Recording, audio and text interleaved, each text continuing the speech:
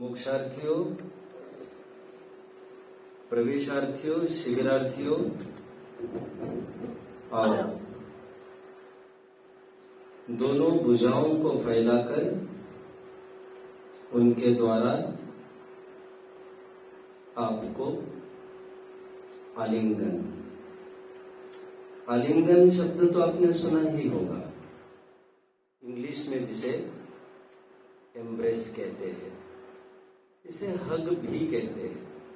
वैसे आपको पता होना चाहिए, जैन दर्शन में, जैन शासन में, जैन धर्म में कोई भी अनुष्ठान वैसा नहीं होता जैसा लौकिक हुआ करता है। यहाँ के सभी अनुष्ठान, सभी कार्य आपको स्पर्श वाले नहीं समझने चाहिए। इसीलिए जिन दो भुजाओं की मैंने बात आपसे की थी, वे दो भुजाएं ये नहीं है जिसके द्वारा आपको आलिंगन करना चाहता हूं। वे दो भुजाएं ज्ञान और संयम है। वैसे आपस में स्पर्श करके प्रेम व्यक्त करने का कोई प्रावधान जैन धर्म में नहीं है। इसलिए जब भी दो साधर्मी भी मिलते हैं, हम उनसे हाथ नहीं मिलाते, न गले मिलते। हमारे आराध्य गुरु भी हमें मिल जाए, आराध्य हमारे भगवान के समक्ष भी हम चले जाए, उन्हें हम स्पर्श नहीं करते। आज बहुत सुंदर शब्द एक आया था, मैं उसकी बात पहले कर दूं, फिर अपने प्रकरण की ओर बढ़ता हूं। हिंदी में कहते हैं पैर छूना। क्या कहते हैं? मराठी में पैर छूना नहीं कहते। मी पाय शून्य तो असं नाही म्हणत आपण, हम कहते हैं पाया पड़तो। क्या कहते हैं हम? पाया पड़तो। पाया पड़ना का तात्पर्य शरण में आना। स्पर्श का कोई विधि विधान आदर के बहाने, सम्मान पूजा के बहाने जैन दर्शन में नहीं। भगवान का भी आदर सम्मान दूर से, मुनिराज का भी दूर से, गवासन में ढोक, आवर्त अष्टांग नमस्कार। उनको छूते कहा है? भगवान को भी छूते नहीं, मुनिराज को भी छूते नहीं, और साधर्मी को भी जय जिनेन्द्री करते हैं, उनको छूते कहा है हम? कहने का तात्पर्य मेरा इतना भर है, ये दो भुजाएं ज्ञान और संयम है। फिलहाल वात्सल्य और अनुशासन आप कह सकते हैं। आओ, एक सत्र हमारा अभी अभी दोपहर में पूरा हुआ सामूहिक साक्षात्कार का। थोड़ा रिकैप करके मैं महत्वपूर्ण बिंदुओं को 2 मिनट में दोहराऊंगा। हमने कुल 2 प्रश्न देखे। एक प्रश्न हमने ये देखा था, अनुकूलताएं इतनी घर पर होने पर भी आखिर ये कदम क्यों उठाना ठीक समझा आपके माता पिताओं ने? उसका उत्तर इतना ही दिया था, माता पिता हो गए मतलब सर्व विषयों में निपुण पारंगत हो गए, ऐसा नहीं। हो सकता है दरिद्रता में आज तक का समय निकला हो माता पिता का, लेकिन वे चाहते हैं हमारे बच्चे अमीर हो। उदाहरण, हो सकता है आज तक अंगूठा छाप रहे हो माता पिता, लेकिन वे चाहते हैं मेरा लड़का पढ़ा लिखा हो। उदाहरण मेरा चल रहा है। सिद्धांत में मुझे इतना ही कहना है, जैसे लोग में हिस्ट्री ज्योग्राफी माता पिता को पढ़ाने आती नहीं, बट वे जानते मेरा बच्चे को यदि खड़ा रहना है कंपटीशन में तो उसे प्रवीण होना जरूरी है, तो मुझे नहीं आता तो कम से कम अच्छे ट्यूटर को सौंप कर, अच्छे कोच को सौंप कर वे कोचिंग लगाते हैं और आपको पूछते रहते, भैया अच्छे तो पढ़ते हो ना। जैसे लौकिक पढ़ाई में ऐसा होता है, ठीक धार्मिक पढ़ाई में यदि वे पारंगत नहीं हो तो योग्य धर्म गुरुओं के सानिध्य में बच्चों को वे रख कर वे ये समझते हैं कि हम नहीं धर्म दे पाए तो कम से कम जो एक्सपर्ट्स है धर्म के, वे इन्हें शिक्षा दे। ये पहले प्रश्न का उत्तर मैंने दिया था। दूसरे प्रश्न को मैंने यहां पर रखा था, आप यहाँ पर रहने पर घर की याद आई तो, रोना आया तो? उसके उत्तर में मैंने ये कहा था, रोना आने पर भी अच्छे कदम को रोका नहीं जाता। तीर्थंकर जैसे जीव भी जब दीक्षा लेते हैं तो उनकी माताएं फूट फूट कर रोती है, बेटे मत जा छोड़कर, मत जा छोड़कर। लेकिन ये सभी आश्रु मोह के हैं, ये ज्ञानी समझते हैं। इसलिए तीर्थंकर भी किसी की भी बातों में नहीं आते, माता पिता के भी, और वे जो अच्छा काम है वे वो कर लेते हैं। तीसरे प्रश्न की ओर मैं बढ़ रहा हूं, कितने जन तैयार हैं? मुझे कंफर्मेशन चाहिए। शाबाश, बिल्कुल सिंपल 2 प्रश्न 3 प्रश्न बिल्कुल सिंपल पूछकर मैं महत्वपूर्ण प्रश्न की ओर बढ़ूंगा। कुल 4 प्रश्न का मेरा टारगेट है आज का। पहले प्रश्न की ओर बढ़ता हूं। सिंपल क्वेश्चन है, 1-2 मिनट के। कितने जन चाहते हैं, आप में से कितने जन चाहते हैं कि उनका प्रवेश यहां पर हो, प्रवेश होना चाहिए? ऐसे कितने जन को लग रहा है? ऐसे तो सबको लग रहा है, इसीलिए तो आई ही है। प्रश्न 2, कितने जनों को ऐसा लगता है कि प्रवेश हमारा होना ही होना चाहिए? दोनों प्रश्नों में बहुत तफावत है, ये आपको समझ में आना चाहिए। पहला प्रश्न सामान्य है प्रवेश होने का, और दूसरा प्रश्न है होना ही होना चाहिए एट एनी कॉस्ट। ये दूसरा प्रश्न मैंने केवल इसीलिए पूछा है क्योंकि दूसरा प्रश्न आपकी कुछ विशेष पात्रता मांगता है। क्या मांगता है? फिर प्रश्न, कौन है आप में से जो जिनेंद्र भगवान के द्वारा कहे हुए समस्त नियमों का कड़काई से पालन करने को तैयार है? क्योंकि हमारे पास स्थान सीमित है। मैं आपको सीधी बात ये कह दूं, मैं कॉलेज में पढ़ता था इंजीनियरिंग में, लगभग मेरा तय था कि मैं नौकरी नहीं करूंगा, ये तय था मेरा।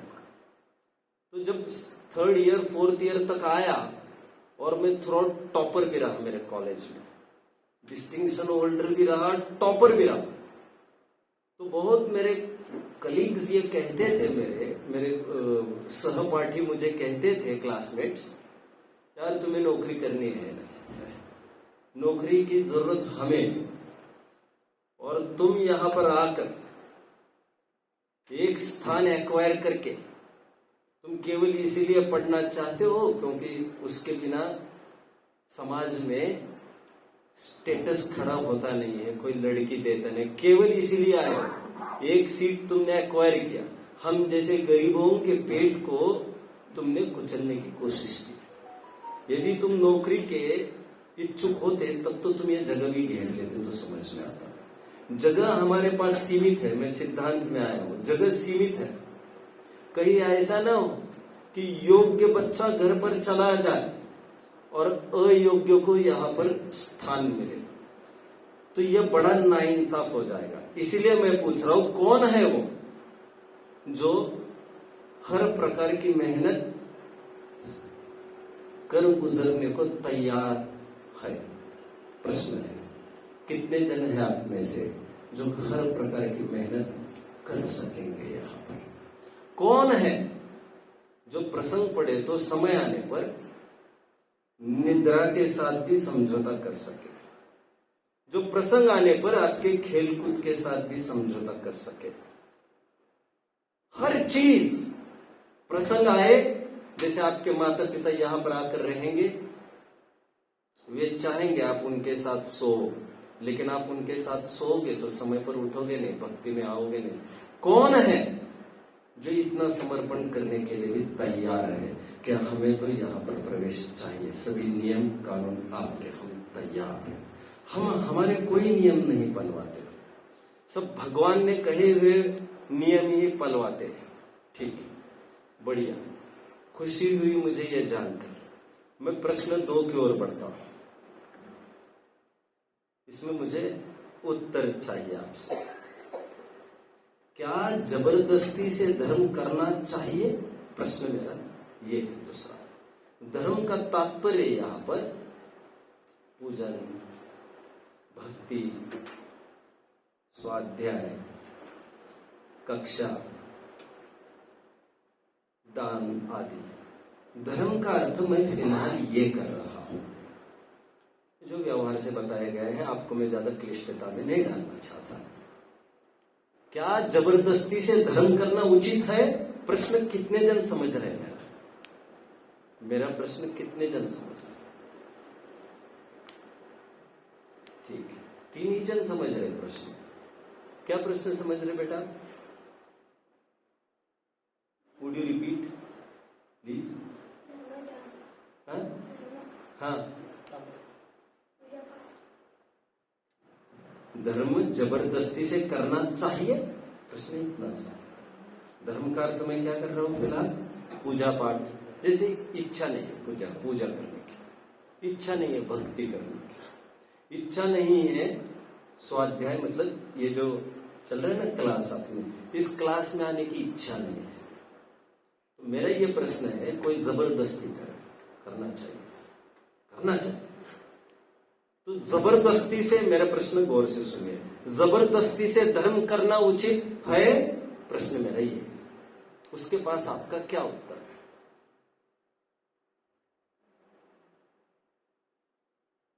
कोई उत्तर? एक हाथ ऊपर। शायद अच्छा ब्रेन वॉश किया होगा आपके पेरेंट्स ने। अच्छा, नहीं, देर सवेर ये तो होता ही इट शुड हैपन। पूर्व कक्षा से उत्तर कक्षा में विकास यदि हो तो समझ लेना चाहिए हमारी जीत हो गई। कल के दिन से आज का दिन हमारा अच्छा जाता है तो समझ लेना चाहिए अच्छा है। 3 जनों के हाथों पर प्रश्न इतना सही है, क्या धर्म को जबरदस्ती से किया जाना चाहिए? उसका क्या उत्तर आप देंगे, क्या समाधान करेंगे? आप हर प्रकार से उत्तर दे सकते हैं, किसी भी एंगल से, जिस एंगल से आप देना चाहें आप दीजिए, क्योंकि एक प्रश्न का उत्तर देने के लिए 1000 एंगल्स होते हैं। You may choose any you like.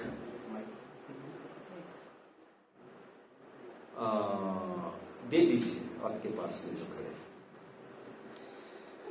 अपने मन से पूजा पाठ करना चाहिए, जबरदस्ती से नहीं। वाह वाह वाह वाह वाह वाह वाह वाह, मजा आ गया, मजा मजा मजा मजा। आम जनों को लग रहा होगा इनको क्या मजा आ रहा है। देखो, आम आदमी ये सोचता नहीं, जबरदस्ती से तो नहीं कराना चाहिए, जबरदस्ती तो नहीं करना चाहिए। उनका पूरा ध्यान आकर्षित होता है जबरदस्ती पर। हम ये कह रहे हैं जबरदस्ती से धर्म नहीं करना चाहिए, वो तो स्व इच्छा से करना चाहिए था तुम्हें। जबरदस्ती दूसरों को करानी पड़ी, इसकी तुम माफी मांगो। कितने जन मुझे समझ रहे हैं? इसकी माफी वे नहीं मांगे जिसने जबरदस्ती की, माफी वे मांगे जिसने नौबत लाई माता पिता पर, गुरुजन पर जबरदस्ती करने की। और जबरदस्ती करना हर क्षेत्र में खराब नहीं होता।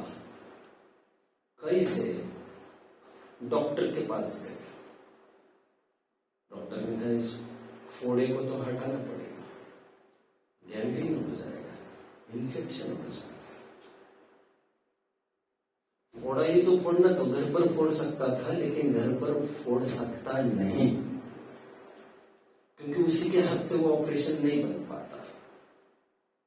तो वो जब डॉक्टर के पास जाता है तो डॉक्टर क्या करता है? आवश्यकता पड़ी तो 2-4 जनों से पकड़वाता है। अब वो जमाना भी चला गया है, अभी तो बेहोश कर देते, 2-4 जन में कौन इकट्ठा करके लाएगा। पहले होता तो 2-4 जनों को इकट्ठा करो, उसको पकड़ो उसको, और फिर ऑपरेशन कराया जाता था जो कराना था। जबरदस्ती से भी ये जो होता हो तुम्हारा अच्छा, 2 दिन के लिए तुम्हें खराब लगेगा, बाद में तुम्हें अच्छा लगेगा। बच्चे तुम हो, हम तो नहीं है। आत्मानुशासन नाम का एक बहुत गजब का ग्रंथ है बच्चों। आत्मानुशासन गुणभद्राचार्य के द्वारा लिखा गया है, लगभग 800 वर्ष पहले लिखा गया है। ये गुणभद्राचार्य इस आत्मानुशासन ग्रंथ में कहते हैं, कड़वी दवा किसी को जबरदस्ती से पिलाने से भी वह अपना काम तो करती है।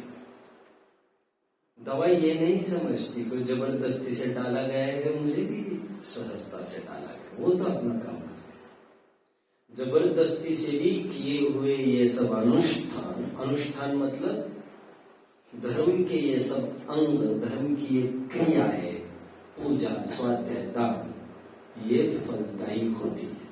तो आप ये मत कहिए माता पिता को, क्यों जबरदस्ती से करा रहे हो हमसे, जब वो होगा तब हम कर लेंगे सहजता से। ऐसा नहीं, जबरदस्ती क्यों करते हो यहां तक तो ठीक है, ये तो हम ही कह रहे जबरदस्ती की नौबत ला क्यों रहे हो, ये तो सहजता से होना चाहिए था।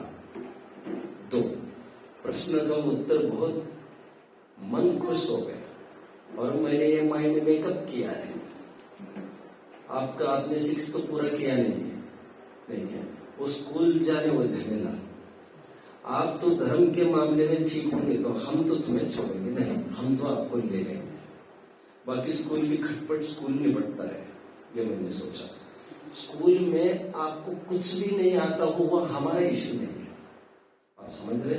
हम तो आपको धर्म की कितनी ललक है वो हमारा क्राइटेरिया है। लौकिक पढ़ाई थोड़ी बहुत इसीलिए कराई जा रही है, कहीं वे न फेल करा दे तुमको, तो फिर सब किया कराया सब बेकार हो जाएगा।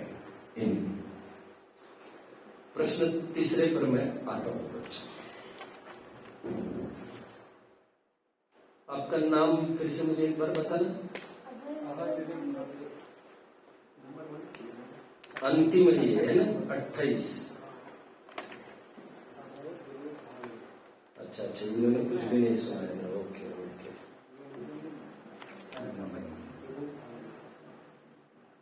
ठीक है। मैं आगे के प्रश्न की ओर बढ़ता हूं। बच्चों, ये तो बहुत बड़े शिक्षा का सेंटर है, बहुत बड़ा विश्वविद्यालय है। यहाँ पर जो भगवान की वाणी में, समोशरण में बड़े बड़े रहस्यों की बातें आई है वो आपको यहाँ बताई जाएगी, जिससे आपके जीवन की कमियां दूर हो जाएगी। कुछ कमियां बोलचाल संबंधी दूर हो जाएगी, कुछ पहनने ओढ़ने संबंधी, कुछ खान पान संबंधी और कुछ विचार संबंधी भी। अभी जब ये कमियां खत्म हो जाएगी आपकी, आप घर पर चले जाएंगे, लेकिन वे कमियां आपके घर वालों की नजर में कमियां नहीं थी। यदि घर वाले नाराज होने लग जाए आपसे, यहां तक कि विरोध भी करने लग जाए आपसे, उदाहरण देता हूं, देखो तुम वहां पर रात में खाते पीते नहीं हो, ये तो ठीक है, अभी घर पर आए हो तुम चुपचाप खाओ पियो, यहाँ पर तो जैसा हम कहेंगे वैसा करो। ऐसी स्थिति में आपका घर वालों के प्रति क्या रुख होगा? प्रश्न कितने जन समझ रहे हैं? मैं प्रश्न कितने जन समझ रहे हैं? एक जन भी नहीं। मैं रिपीट करता हूं प्रश्न को। आप यहां आकर सदाचारी बनेंगे, इसमें मुझे कोई शक नहीं है, लेकिन जो मेरी निगाह में सदाचार है, जो भगवान की वाणी में जिसे सदाचार कहा गया है, जिसे सज्जन महंत लोग सदाचार समझते हैं, जरूरी नहीं उसको आपके घर वाले सदाचार समझे। कहीं कहीं वे ये कह सकते हैं, नहीं इतनी ईमानदारी करेंगे तो कैसे चलेगा बेटा, ऐसा तो नहीं चलेगा समाज में। कहीं ये कहेंगे अभी गए शादी ब्याह में तो अभी खा लेते, अब जैसा बना है खा लेते। कोई ये भी कह सकता है कि रात में ही सब बना है, अभी गलती से लेट बना है भोजन, अभी सभी कर रहे तो खा लो अभी एक दिन। और देखो तुम वहां पर पालन करते हो गुरुकुल में, यहाँ तक ठीक है, यहाँ पर आने के बाद ऐसा मत क्या करो तुम। ये कहकर घर वाले आपका आप में आने वाले सदाचार का विरोध करने लग जाए, उसके प्रति आपका क्या रुख होगा, ये मेरा प्रश्न है। How will you react, how will you respond, आपकी क्या प्रतिक्रिया होगी यदि घर वाले विरोध करें इसका, तो आपका क्या कहना है, आप कैसे उनके साथ रिएक्ट करेंगे, बोलिए। प्रश्न कितने जन समझ रहे हैं मेरा प्रश्न? अभी भी नहीं समझ रहे? अभी समझाता हूं। कुछ सदाचार की बातें, यहाँ अच्छी बातें सीख कर घर पर चले जाएंगे और घर वाले कहेंगे मत करो ऐसे, विरोध करेंगे, आप क्या करेंगे उनके साथ? कितने जन मेरा प्रश्न समझ रहे हैं? 3 जन समझ रहे हैं, ठीक है। कितने जन को लग रहा है मैं और एक बार आजमाऊं समझाना? बढ़िया बढ़िया। आपको लग रहा हो तो मैं 10 बार आजमा सकता हूं, लेकिन मुझे ये तो पता चलेगा आपको लग भी रहा है कि लग नहीं रहा है। कोई बात नहीं। मेरा प्रश्न ये है, आपने यहां आकर चाय छोड़ दी और घर पर चाय बन गई थी, ज्यादा हो गई, तो मम्मी ने कहा बेटे चाय पी ले। मैंने कहा नहीं, मैंने छोड़ दिया गुरुकुल में, मैंने अभक्ष का त्याग किया है, उसमें हिंसा होती है ये मैंने पढ़ा, अब मैं नहीं करूंगा। और घर वाले उतर हो जाए, नहीं नहीं ले लो तुम, वहां जैसा वहां रहते हो वहां जैसा रहा करो, यहाँ रहते हो यहाँ जैसा, तुम ले लो। वे आपके सदाचार के खिलाफ हो उठे, आप क्या करेंगे तो? कितने जन मुझे समझ रहे हैं? तो कितने जनों को लग रहा है मैं और एक बार आजमाऊं आपको समझाना? कितने जनों को लग रहा है? मैं भी हिम्मत हारने वालों में से नहीं हूं। आप हिम्मत हारो तो मुझे कोई शौक नहीं।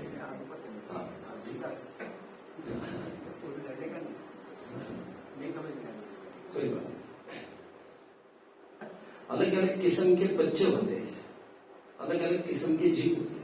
कोई एक बार कहा समझ जाता है, कोई 10 बार कहा समझ जाता है, कोई एक रोटी में पेट भर जाता है, किसी के 10 रोटी में पेट भर जाता है। कहा तो इतना ही जाता है पेट भर खाओ भैया, ये कभी नहीं कहा था भैया 5 रोटी खाओ भैया, ये कोई नहीं कहा। आपको समझना जरूरी है। मेरा प्रश्न ये है, आप अच्छी बातें सीख कर घर पर जाओगे और उन्हीं बातों का विरोध होगा घर से, आप उनके साथ कैसे बर्ताव करेंगे? इतना मेरा प्रश्न। कितने जनों को लग रहा है मुझे फिर से प्रश्न पूछना चाहिए, फिर से मैं समझाऊं? ऐसा लगा है किसी को? मैंने जितनी बार समझाया मैंने नए नए एंगल से समझाया, वही बात मैं रिपीट नहीं कर रहा, क्योंकि समझने वाले बोर ना हो जाए ये भी मैं चाह रहा हूं। चलिए, उत्तर कौन देगा इसका? उत्तर कौन देगा? उत्तर कौन देगा? 3 जन तैयार हैं। ओके,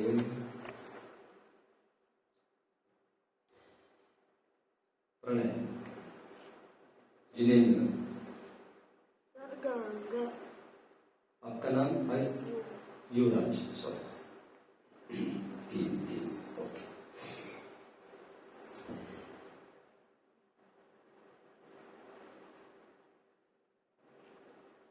आप बताओ युवराज। यहाँ भी छोड़ दिए तो घर में नहीं। माइक पर बात करो।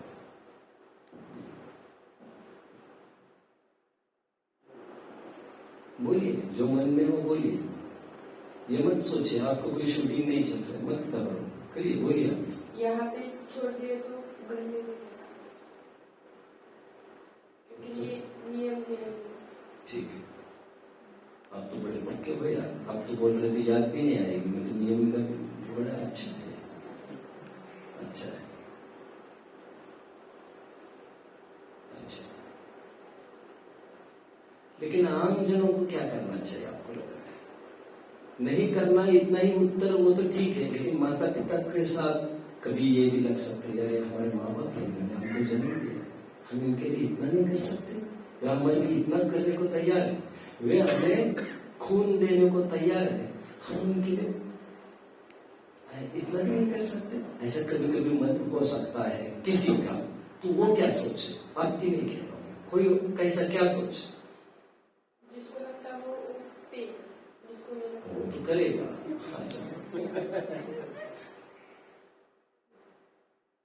स्वयं को कैसे स्थिर रखो, ये तो गंगा गए गंगादास, जमुना गए जमुनादास। तो बिना देश का नोटा होता है, कहीं ढुलक जाए कहीं ढुलक जाए। पतंग होती है, जिस हवा में झोंकाया जाए वहां चला जाए, यहाँ आ जाए तो यहाँ चला जाए, अनिर्णायक जैसी दिशा हो जाती। तो ऐसा आदमी तो किसी भी दिशा में कुछ, किसी भी फील्ड में कुछ नहीं कर पाएगा। अपने सिद्धांतों को क्या होगा, अपने उसूलों को क्या होगा, कोई बात नहीं। Very tried, pass on. Who is interested? आप एक मिनट प्लीज, आपका नाम प्लीज? युवराज। युवराज।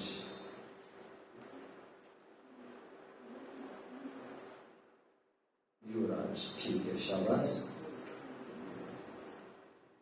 युवराज। चलो बोलिए। हमने अगर वो चाय चाय और कुछ छोड़ा होगा तो हमको अगर घर वालों ने हमको बोला कि ये ज्यादा हो गई है, ज्यादा है या कुछ है तो तू पी ले या खा ले, तो हमको घर वालों को वो समझा के नहीं खाना। ठीक है, आपने थोड़ा एडिशन ये किया उसमें समझा कर, बट क्या समझाना उनको, कैसे समझाएंगे आप? That is my main question. उनको समझाएंगे कैसे? वो बाप है हमारी, माँ है हमारी, उनको कैसे समझाएंगे? ऐसे किसी किसी को लगता है। क्या उत्तर है आपका? अगर मैंने नियम तोड़ दिया तो मुझको पाप लग सकता है, और मैं जितना हो सके उतना। ठीक है, और कुछ? मैं घर वालों को समझाऊंगा कि ये अच्छी आदत है और इसका ये नियम है, इसका पालन करना पड़ेगा। और मैं उनको समझाऊंगा कि ये अच्छी आदत है। ठीक है, लेकिन मैं घर वाले उन्होंने कितना किया है आपके लिए? वो रोएंगे, उनको समझाया वे तो रोएंगे, फिर कोई ये भी कह सकता है मैं घर छोड़ के जा रहा हूँ। उनको समझाया तो वो समझ जाते। तुम्हारे घर वाले समझदार है, सबके घर वाले तो है नहीं। वे क्या करें? जिनकी माँ ये कहेगी चलो फिर मैं आज भोजन ही नहीं करूंगी, तुम आज भोजन नहीं कर रहे हो रात में, तो मैं अभी कल दिन भर भूख लूंगा। ऐसी स्थिति में क्या करेंगे? अड़ोस पड़ोस वाले इकट्ठा हो जाए, भीड़ हो जाए, कहेंगे तुम तुम्हारे माता पिता के लिए कुछ नहीं कर सकते। ये धर्म किस काम का जो दूसरों को दुखी करे? तुम्हारे माँ तो दुखी हो रही है, धर्म कभी दूसरों को दुखी करना थोड़ी सिखाता है। क्या उत्तर है आपके पास इसका? उनको करना है तो वो कर सकते हैं, लेकिन हम उसका पालन नहीं करेंगे। ठीक है, और किसी को कुछ उत्तर देना है? किसी को कुछ उत्तर देने की कोई इच्छा? ठीक है, हाँ? आप इंटरेस्टेड हो कुछ बोलने में? घर वाले यदि आपके अच्छी बात का विरोध करें तो आप क्या करेंगे? हम उनसे समझाएं कि मैंने चाय छोड़ दी है, उसमें छोटी छोटी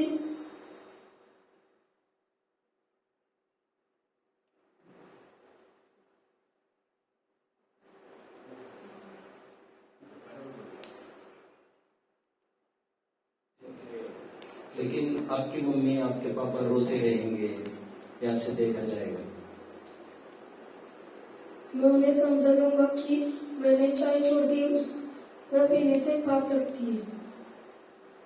वे समझ जाएंगे।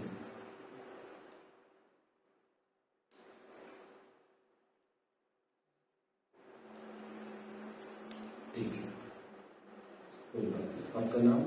आयुष। आयुष।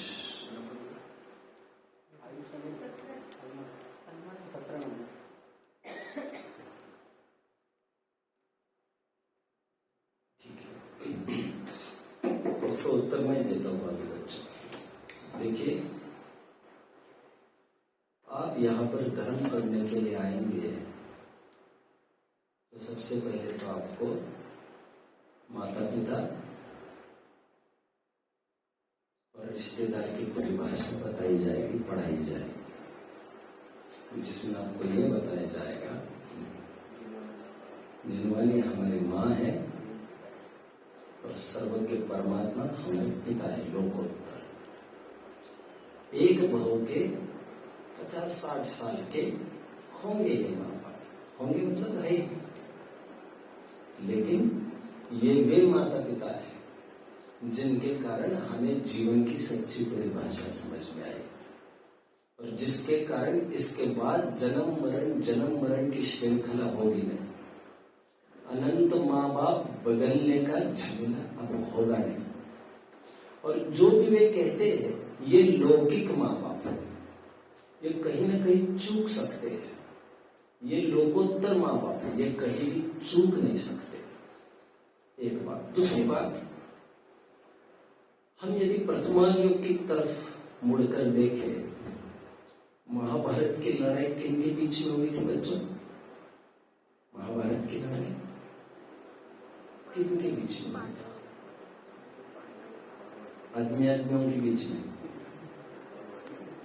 कौरव और पांडव दो पक्ष थे। आप जानते हैं ये दोनों रिश्तेदार थे।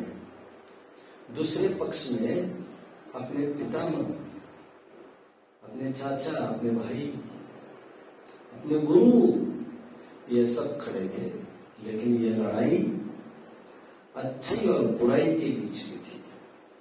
ये इस लड़ाई में ये नहीं देखा जाता यहाँ पर खून के रिश्ते कौन से। आप समझ रहे हैं? देखिए ना, रामायण में भी देखिए, रावण का सगा भाई कौन? विभीषण। कितना चाहता था वो उसे, लेकिन रावण को उसने अल्टीमेटम दिया, समझा दिया और कहा, मैंने कई दफे तुम्हें कहा है तुम गलत काम कर रहे हो, पर स्त्री का हरण किया है तुमने, और मैं इसका पुरजोर विरोध करता, और उस विरोध के रूप में मैं आज तुम्हारी पार्टी छोड़कर जो न्याय का पक्ष है मैं उस पार्टी में जाकर मिलता हूं। और हो गए रावण के विरुद्ध, क्योंकि यहाँ पर अच्छाई और बुराई दो ही चीज है, माता पिता नाम की कोई चीज नहीं है। आपको एक कहानी याद आती है जिसमें एक चोर को फांसी की सजा सुनाई गई। जब वो कटघरे में था, फांसी की सजा सुनाई गई। फांसी के दिन उसे पूछा गया, बोलो अंतिम तमन्ना क्या है तुम्हारी? तो उसने क्या कहा? मुझे मेरी मां से मिलना है। जब मां सामने आई तो क्या बोला वो? मुझे कान में कुछ कहना है। और कहकर क्या किया उसने? कान काट लिया। क्या किया? कान काट लिया। कितने जन को पता है ये कहानी? बच्चों में से कितने जनों को पता है ये कहानी? अच्छा, ये कहानी भी एक ही जन को पता है। अरे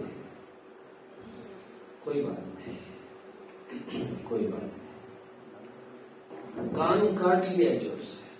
जब उसको पूछा गया क्या ऐसे क्यों किया, तो मां को क्या कहा मालूम? उसने मां को ये कहा कि काश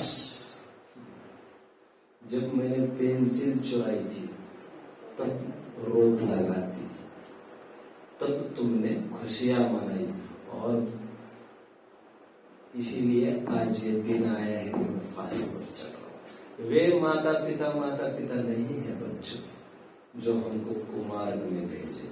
माता शत्रु, पिता वैरी, ये न बालो न पाठिता, न शोभते सभा मध्य, हंस मध्य यथा बकह।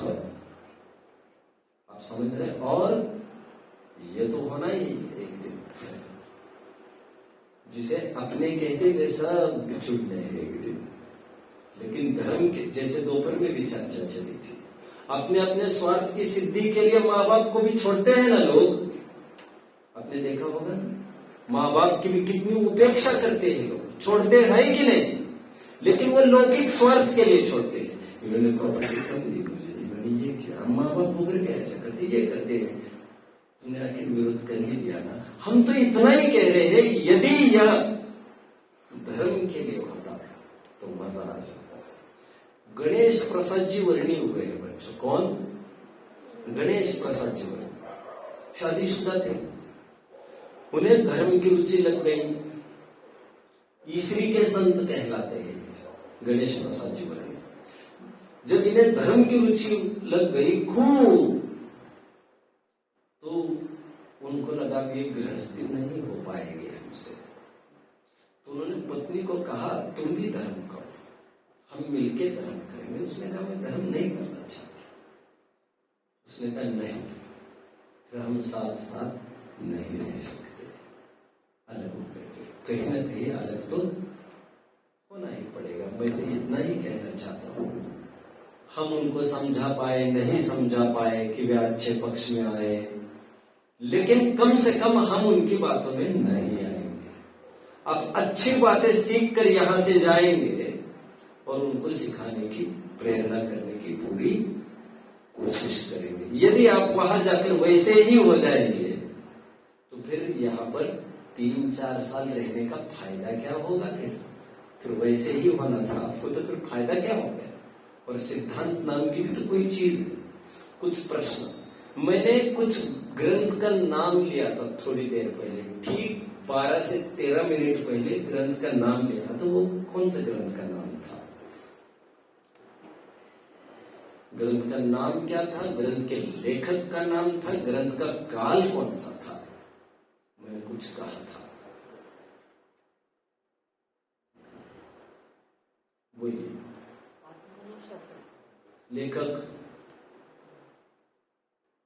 लेखक गुणभद्राचार्य, मैंने 2 बार उल्लेख किया था। और क्या टाइम कहा था उनका मैंने? कितने टाइम पहले?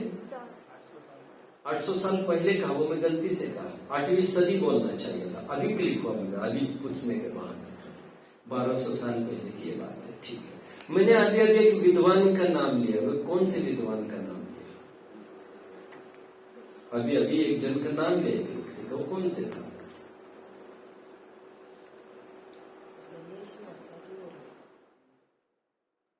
गणेश प्रसाद जी वर्णी। बहुत बढ़िया, बहुत बढ़िया। मुझे और ये बताइए, मैंने अभी कहानियां कुछ बताई। कौन कौन सी कहानियां बताई? इनका नाम है प्रणय।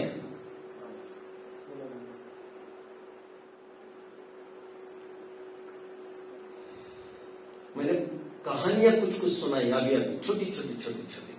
तो कौन कौन से पात्र थे? बोलो। चोरी करना नहीं, चोरी करना नहीं, चोर और उसके माँ की। और पुराण की कहानियां सुनाई। पुराण की वो कौन सी थी? पौराणिक कथा है ये तो। महाभारत का क्या कहना चाह रहा था मैं? विभीषण और रावण। ठीक है, विभीषण और रावण। ये महाभारत नहीं बेटा, ये रामायण है। कोई बात नहीं, कोई बात नहीं। अब जानते ना, सब रिश्तेदार थे। भीष्म वगैरह सब वही बैठे रहे, और अन्याय का फल, अन्याय का भागी, पाप का भागी उनको भी बनना पड़ा, क्योंकि वे भी वही पर खड़े थे। समझ रहे हैं?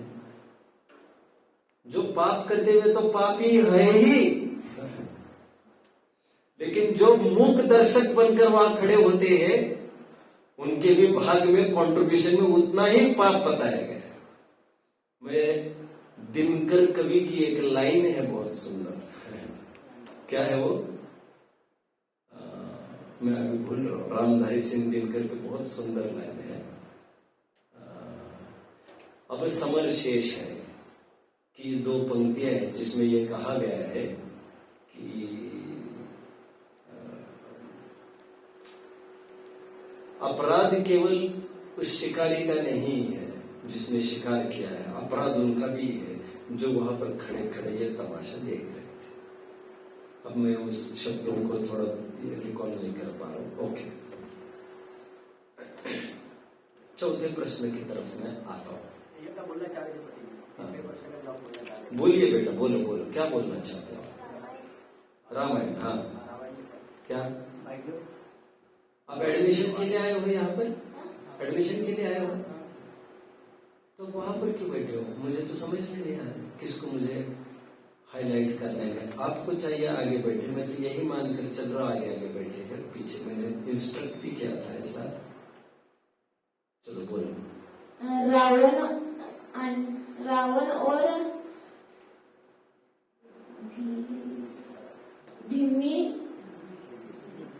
भीमिष्ण। कोई बात नहीं, कोई बात नहीं। टीवी तो देखते ही होंगे बेटा। हाँ। कौन सी सीरियल अच्छी लगती है आपको? कौन सी लगती है वो अच्छी है, कौन सा लगता है वो अच्छा ही होता है। अरे तत्वज्ञानी जी, मैं तो ये पूछ रहा हूँ आपको। अरे वो कह रहे हैं जो भी लगती है वो अच्छी लगती है। जैसे एक आध सीरियल का नाम बोलो ना। KGF। क्या है रे? सब मूवी है ये, हाँ। मूवी है। कभी फिल्म के हीरो रहते हैं। हाँ? तो महाराष्ट्र कर्नाटक की बॉर्डर में रहते हैं। ठीक है वो, लेकिन ये जो सीरियल बोल रहे हैं तो फिल्मी है ये बोल रहे हैं ना। हाँ। और अच्छा है ये, बहुत बढ़िया। और क्या देखते हो बेटा टीवी पर? और कुछ नहीं। उतना ही देखते हो? कितनी देर देखते हो दिन में? 2-3 बार। बस? क्यों? टीवी अपने ही घर का है, उसमें किसको पूछना है? खेलना जाता हूँ सुबह। हाँ, खेलते वो हूँ। भी करना है बराबर, सबका न्याय करना चाहिए। ठीक है, बैलेंस जीवन है आपका। मुझे अच्छा लगा बहुत, आपका जीवन बहुत अच्छा है। अरे यार, ये सब देखने के बजाय रामायण महाभारत के भी देख लेते तो आपको पता चलता। जैसे विभीषण है, रावण है। ठीक है, चलिए चौथा प्रश्न। कितने जन तैयार हैं? ठीक है। देखिए बच्चों, आप जहां पर पढ़ने के लिए आ रहे हो, गुरुकुल में, संस्थान में, आप जानते हो इस संस्थान में, गुरुकुल में जहां पढ़ने के लिए आ रहे हो, आपका कोई खाने का चार्ज, रहने का चार्ज नहीं लिया जाएगा। कितने जन जानते हैं इसे? बहुत अच्छा, सभी जन जानते हैं। लगभग खाने का और रहने का कितना चार्ज एक जन को आता होगा? आपको क्या लग रहा है?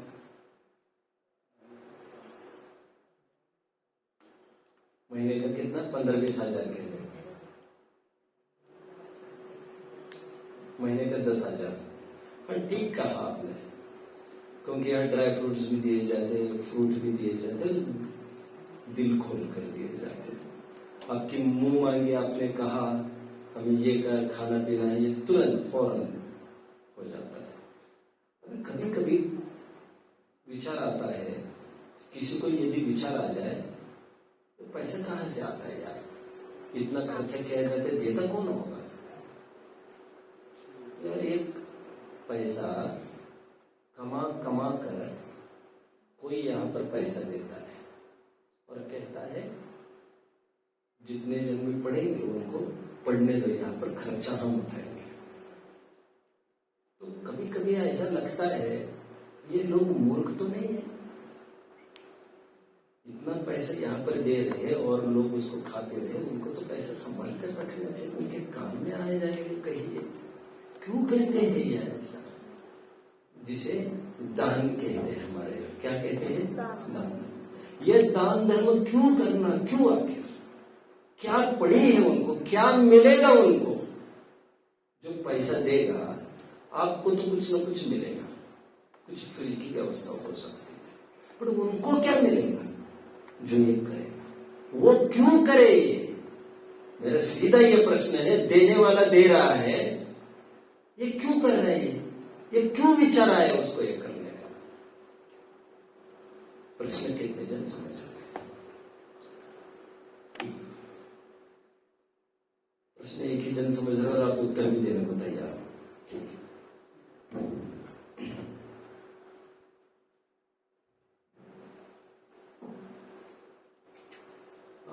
मैंने दोपहर में ये बात सोची,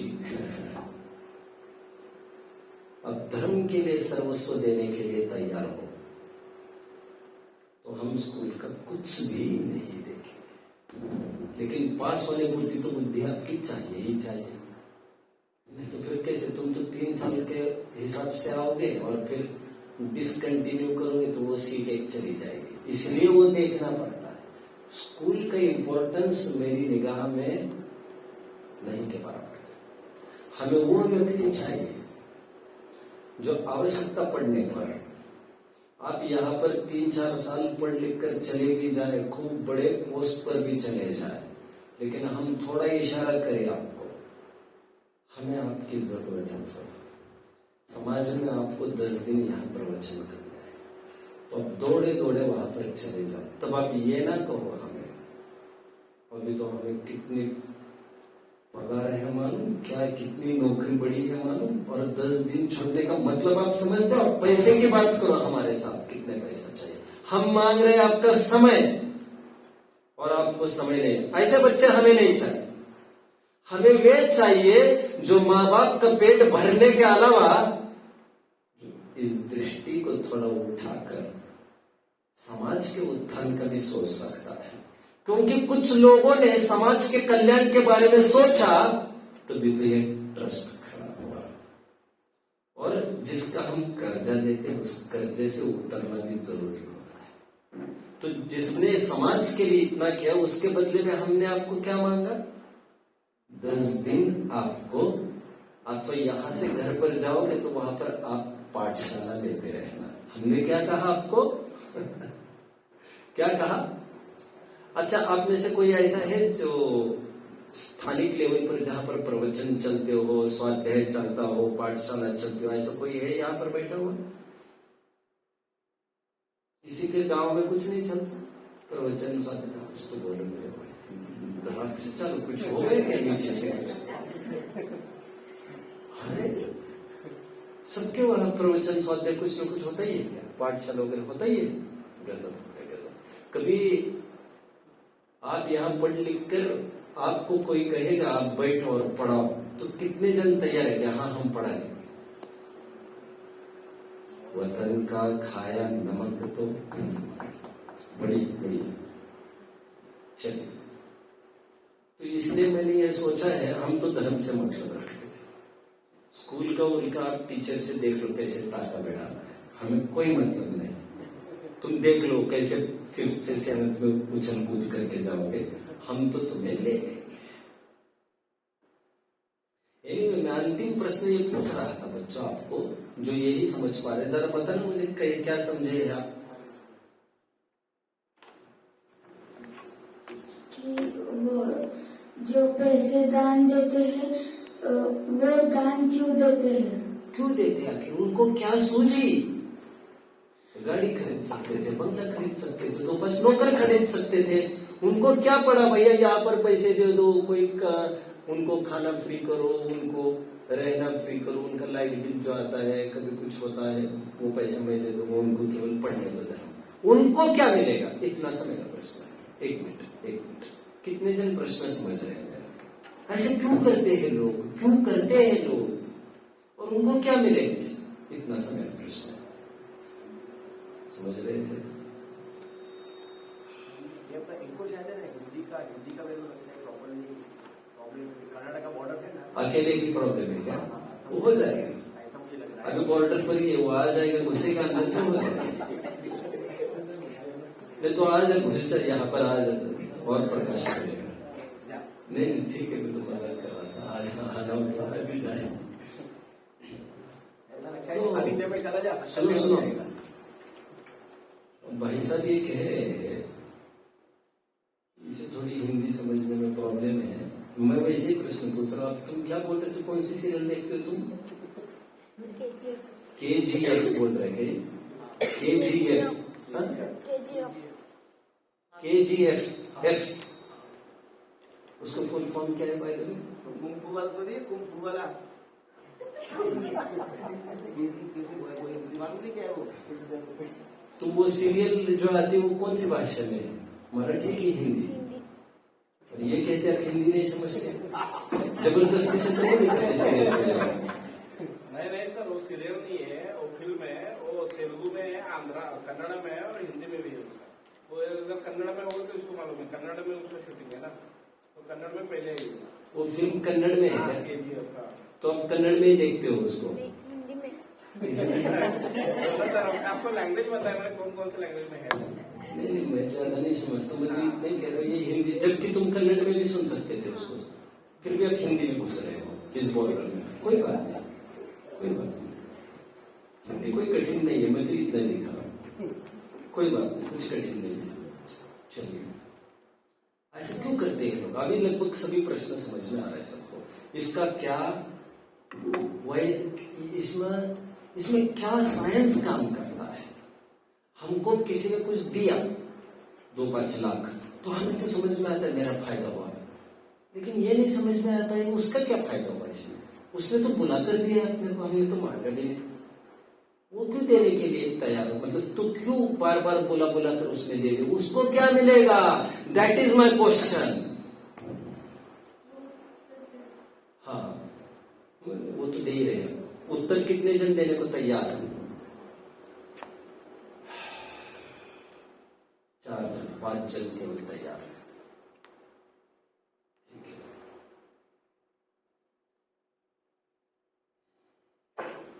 देना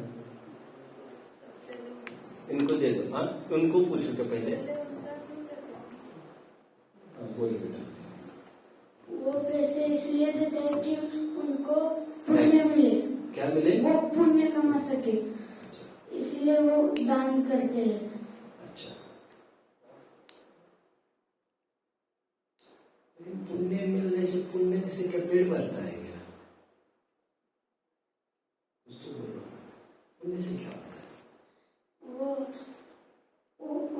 उनके सारे पाप मिट जाए और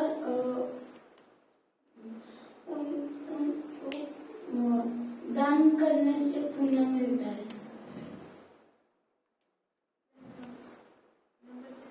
इनका नाम है 28 नीचे, अभय विवेक भंगे, लास्ट ऐड करना है, ये न्यू एंट्री है इनकी, अंतिम। ओके ओके,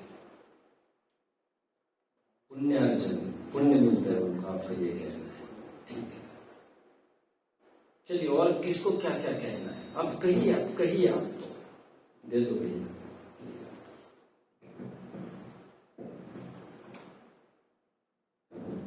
जो पैसे देते हो वो उन बच्चों का भला चाहते हो और उनको पढ़ाना चाहते हैं और उनको पढ़ना देखना चाहते हैं, इसलिए वो पैसे देते हैं।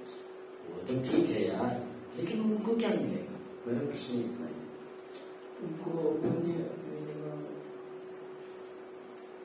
और थोड़ा खोलो इसको, कुछ खोल सकते हो? ठीक है, आप बोलो, कुछ बोलिए, तो बोलिए आप तो। जो दान करते हैं उनको उनके मन को शांति होती है और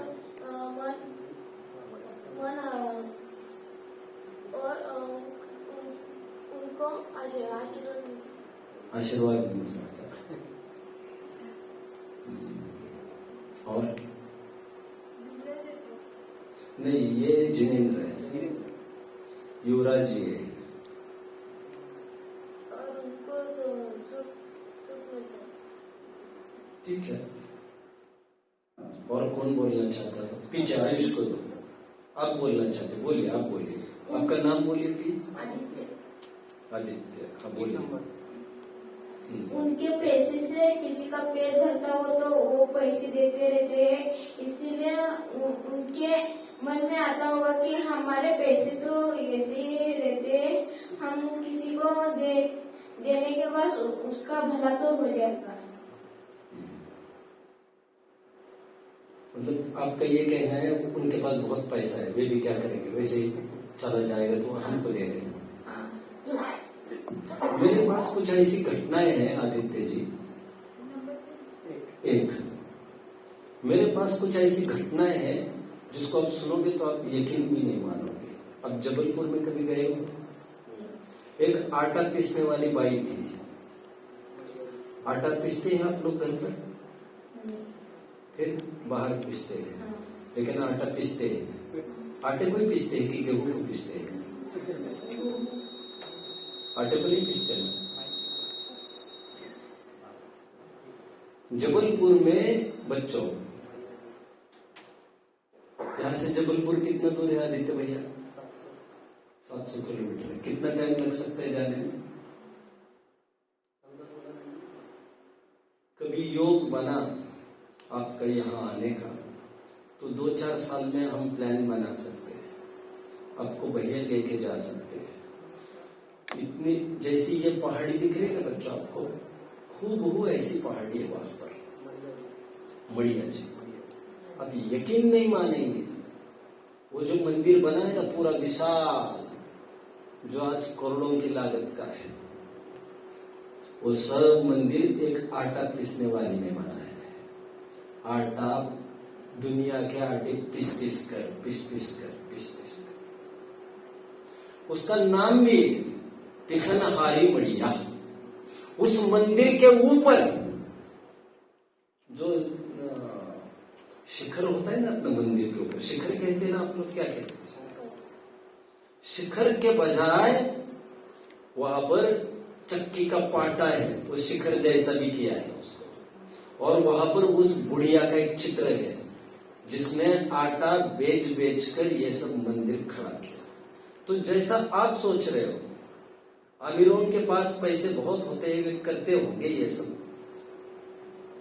बच्चों से परेशान होकर, नालायक बच्चे शराब पी रहे, ये पी रहे, तो पैसा यहाँ चला जाए, तो ऐसा भी नहीं लगता मुझे। कुछ लोग ऐसे भी होते हैं, तो आप क्या कहेंगे इसमें? और एक मैं बात कहना चाहता हूँ बच्चों, एक हरि सिंह गौर विश्वविद्यालय सागर में, क्या ये मैं आपको नहीं लेके जा सकता, आपको तो मैं कहीं नहीं, भैया लेके जा सकते हैं वो, क्योंकि वो कोई मंदिर है नहीं। हरि सिंह गौर नाम के एक व्यक्ति हुए हैं बच्चों, जिनके नाम पर यूनिवर्सिटी है सागर की, बहुत विशाल। उसके प्रवेश द्वार में प्रवेश करते ही बहुत बड़ी दीवार पर बहुत बड़ी प्रशस्ति लिखी। उसमें क्या लिखा है मालूम? ये उस आदमी ने बनाया है जो आदमी खाने को भी मोहताज था। ये उस आदमी ने बनाया है जिस आदमी को जब उसकी अर्थी उठने जा रही थी, जब दाह संस्कार हो रहा था मरने के बाद, तो देखा गया उसके बनियान में 1000 छेद थे। उस आदमी ने अपनी पूरी पूंजी, उस जमाने के 200 करोड़ रुपए उस जमाने के, इतना पैसा लगा के पूरा विश्वविद्यालय खड़ा किया, और अपने नाम पर नहीं, वे मरने के बाद उनके नाम पर कराए लोगों ने। नहीं तो उसका नाम हरि सिंह गौर विश्वविद्यालय नहीं था। उनका कहना था ये नाम का न हो, ये सागर विश्वविद्यालय होना चाहिए, इसलिए उन्होंने वही नाम कराया। तो ऐसा तो नहीं लगता मुझे कि बहुत पैसा पड़ा है, लोग बहुत इकट्ठा करते, मतलब मुश्किल से खड़ा होने के लिए, तो ऐसा भी नहीं बहुत अनाप शनाप पैसा पड़ा हो, तो ऐसा भी नहीं लगता। और क्या कहना है आपको? और कुछ नहीं। आपको पता है जब महात्मा गांधी जी साबरमती आश्रम के लिए बहुत सारा पैसा इकट्ठा किए जा रहे थे, ये उस जमाने की बात है, हर जगह चंदा मांगते फिरते थे। तब उनके सामने एक बुढ़िया आई और उन्होंने फटाफट, बुढ़िया ने अपनी गांठ में से एक सिक्का निकाला और दे दिया।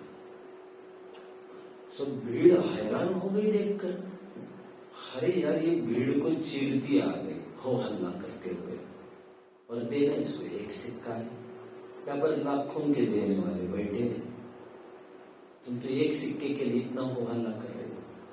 महात्मा गांधी जी ने वो सिक्का अपने पास जीवन भर बनाया था, क्योंकि उनका ये कहना था मुझे लाखों रुपए दान देने वाले करोड़ों में कमाते हैं, लेकिन एक सिक्का देने वाली ये बुढ़िया की कुल पूंजी उसने मुझे दी है, ये मेरे लिए बहुत बड़ी अमानत दी है, मेरे प्रति बहुत बड़ा विश्वास दिखाया उसने, ये मुझे हौसला देता रहेगा। उसने और कुछ नहीं, ये सिक्का हमेशा अपने पास रखा।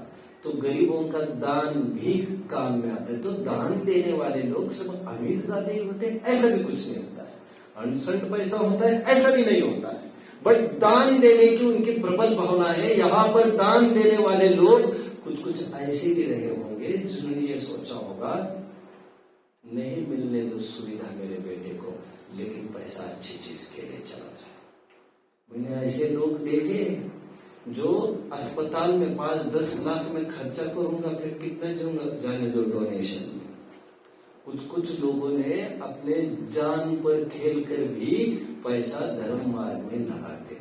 आखिर क्यों लगाते होंगे उसका मैं भी आपको साइंस बताता हूँ थोड़ा। यहाँ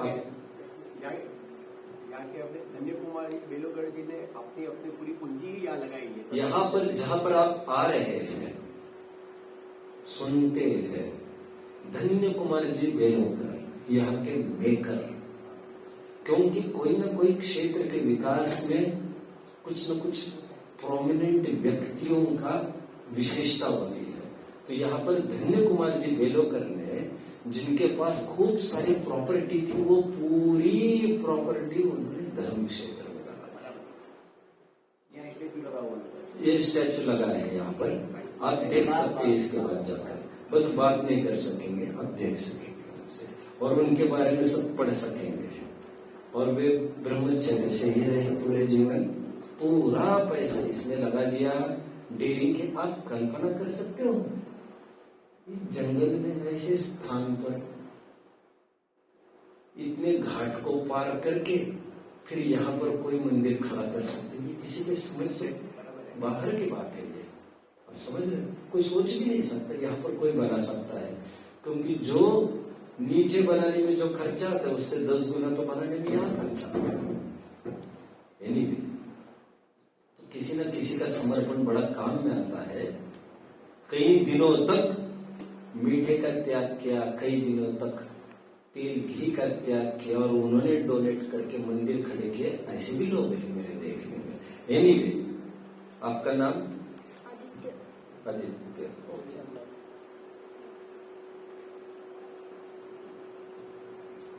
ठीक है, इसमें क्या साइंस वर्क करता होगा? और किसी को कुछ कहना है? आपका क्या नाम है? सोहम। बोल ले बेटा, नहीं तो तुम्हारी कहीं खैर नहीं है जाने के बाद। हाँ पापा, हाँ। दे दो इनके हाथ में, दे दो सोहम के। 23 सोहम। बोलिए बेटा। यह दान क्या दिया जाता है? इस दान पे हमारे को आशीर्वाद मिलता है। यह दान हम देता है। मराठी में बोलो। और उसको बोल रहे हैं हिंदी में बेचारा, उसको बोलने दो। उसको अब कुछ भी बोलो बेटा, मराठी में बोलो। चलो सबकी भावना बोल दो, मराठी में बोल दो बेटा, बोलो। हाँ, मैं दान देता हूँ। आप मराठी में बोलो प्लीज, सबको अच्छा लगेगा। हाँ बोलो, जाओ। हाँ, दान ये ऐसा धर्म का बड़ा होगा, इसलिए दान देता हूँ। चलो ठीक है। और किसी को कुछ बोलना है? चलो दे दीजिए, फिर मैं बोलूंगा। दे दीजिए। नाम बोलो बेटा। क्या नाम है आपका? आयुष। सॉरी आयुष। हाँ बोलो बेटा, किसी भी भाषा में बोल सकते हैं। दान देने वाले उन्होंने उसको बच्चों को पढ़ाने के लिए मंदिर में दान किए होंगे, क्योंकि वो देखने चाहते हैं ये बच्चे बड़े होकर शास्त्री बने। वो तो ठीक है, उनको क्या मिलेगा ये मेरा प्रश्न है। तो शास्त्री बने, दान करके सुख प्राप्त हो जाएगा। ठीक है। दान किए हुए पैसों से वो बड़ा हॉस्पिटल और एक बनेगा, वह भी बच्चे और एक बनेगा। तुम तो योजना बता रहे हो आगे के लिए, तो यहाँ जाओ। नहीं, बहुत अच्छा है, ठीक है। और बिगड़ जाए कोई तो आप कह रहे अच्छे बनेंगे, लोग शास्त्री होंगे, और कोई बिगड़ जाए तो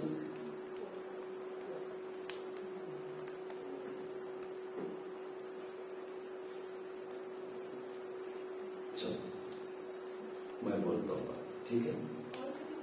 और किसी को बोलना है? दे दो ये देखो, युवराज जी बोलिए आप।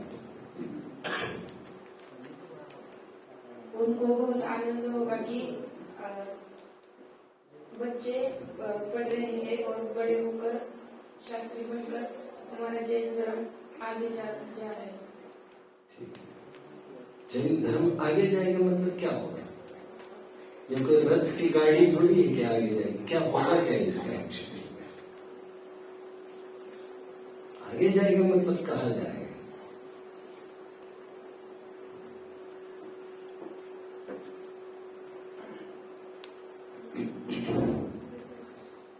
चलिए मैं साइंस बताता हूँ। वैसे टाइम तो अपना हो गया, लेकिन कल टाइम मिलेगा नहीं आपको अपने को। कल बहुत सारी एक्टिविटीज है दूसरी, जो सामूहिक साक्षात्कार का अंतिम सेशन है, इसलिए मैं उसको भी दे देता हूँ 5-7 मिनट। देखिए, हम जो भी कुछ आज है, हम आज जो भी कुछ है, हम जिस मुकाम पर आकर खड़े हैं आज, जो सफलता हमने हासिल की है आज, उसमें माता पिता का तो योगदान है ही, लेकिन समाज के एक एक व्यक्ति का योगदान होता ही है। आप स्टेशन से यहां तक आए, आपने 2 जन को रोक कर पूछा, भाई साहब चावल लेने का है? चावल लेने। उस आदमी ने बीच में गाड़ी रोक दी और बोला, भाई साहब आप चावल लेने के लिए यहां पर चले जाइए। आपने उनको कहा केवल थैंक यू और आप निकल गए। तो मेरा ये प्रश्न है, उसको क्या मिला? प्रश्न है, उसको क्या मिला? उसने आपको पता दिया, वो कोई नौकर बैठा है क्या आपका? उसने गाड़ी रोकी, एंड टाइम इज मनी। आज समय की कितनी कीमत है, लेकिन आप 10 जगह पूछते जाएंगे, अब 10 जन आपको सहयोग करेंगे, ऐसा होता है कि नहीं? बस अब ये रास्ता कहा जाता है। तो कुछ लोग तो ऐसे होते हैं जो कहते हैं आप ऐसा नहीं, ऐसा जाइए, ऐसा नहीं, चलो मैं आपको यहाँ तक छोड़ता हूँ। समाज का हमारे ऊपर उपकार होता ही है। मैंने आपको पहले भी कहा है, स्कूल में भी आप एजुकेशन लेते हो, आप क्या समझते हो? आपको सब्सिडीज मिलती है कि नहीं? आपको घर पे गैस मिलता है, उसमें सब्सिडी है कि नहीं? हर चीज में आपको रेल का सफर करते हैं, बस का सफर करते हैं। महाराष्ट्र में स्कीम है ना, क्या स्कीम चल रही है महाराष्ट्र की? बस के सफर के लिए नो चार्ज, ऐसा कुछ है ना? लेडीज के लिए नो चार्ज, ऐसा है ना? कितने जन जानते हैं? मेरे लिए 50% है। अरे वाह वाह, घूमते रहो घूमते रहो। अभी देखिए, अब देखिए, ये आपको जो सुविधाएं मिल रही है, इस सुविधा का कर्जा आपके ऊपर बहुत है। व्यक्तिगत किसी का कर्जा नहीं है। आप कहने को क्या कहते हो किसी को, मैंने किसी का कर्जा ले लिया है, मुझे कुछ बोल नहीं सकता, लेकिन मैं कहता हूं ऐसा कोई बोल नहीं सकता। समाज में रहने वाला हर एक नागरिक पर समाज के इतर जनों का उपकार होता ही है। आज स्टाइपेंड मिलता है, स्टाइपेंड समझते हो? स्टाइपेंड, स्कॉलरशिप समझते हो? ग्रेजुटी समझते हो? ये गवर्नमेंट्स देती है, जो पीएचडी करे उसको ग्रेजुटी मिलती है, किसी को स्टाइपेंड मिलता है, आप ये करेंगे आप इसको ये सब गवर्नमेंट जो दे रही है, ये सब्सिडीज मिलती है। आप जानते हो गैस वैस पर? अभी मुझे स्थिति पता नहीं है क्या स्थिति है ज्यादा बाहर की, लेकिन ये जितना भी कर रहा है, आपको क्या लग रहा है? रेल में आप यहां से वहां तक चले गए, कन्याकुमारी से कश्मीर तक का टिकट आपने कुल 500 रुपए में लिया है। आपको क्या लग रहा है 500 रुपए में यहां से वहां जा सकता है? 500 रुपए खर्चा आता है? नहीं, उनको खर्चा ज्यादा आता है। ये आपके ऊपर किया गया। अब जानते हैं एक सीनियर सिटीजनशिप का वो एक ऑप्शन आता था, अब जानते हैं उस सीनियर सिटीजन में भी आपको सब्सिडी में भी, अभी मैंने सुना था कोई बोल रहा था, वो गवर्नमेंट ये कहती है आपको सब्सिडी नहीं चाहिए, डिस्काउंट नहीं चाहिए, तो आप उस ऑप्शन को क्लिक करो, क्योंकि गरीबों के लिए सब व्यवस्था सुविधा है। उसी प्रकार एजुकेशन में भी जो स्कूल में आप एजुकेशन ले रहे हो, किसी भी स्कूल में आप पढ़ रहे होंगे, गवर्नमेंट उसमें कंट्रीब्यूट करती है एक एक बच्चे के लिए। इस प्रकार समाज का हमारे ऊपर बड़ा उपकार होता है। इस उपकार से उर्रून होने के लिए, अपना भार हल्का करने के लिए ये करना हमारा कर्तव्य है। कर्तव्य, हम कोई समाज पर ऐसा करके एहसान नहीं कर रहे हैं। हमने जिनका खाया है, हम किसी बहाने उनको लौटा रहे हैं। तो दान की परंपरा, मैं अभी टाइम भी तो नहीं है, बेंजामिन फ्रैंकलिन का नाम कितने जन ने सुना है? I think he was from Germany. Benjamin Franklin नहीं जानते, बाद में वो राष्ट्राध्यक्ष बन गए थे, पहले फिलोसोफर थे। एक छोटा उदाहरण दूंगा, बस करेंगे। एक बार उनके पास एक दोस्त आया और दोस्त ने ये कहा कि मुझे बाहरी समस्या आ गई, मुझे पैसे की जरूरत है। उसने कहा कोई बात नहीं, उसने उसको पैसे दे दिया।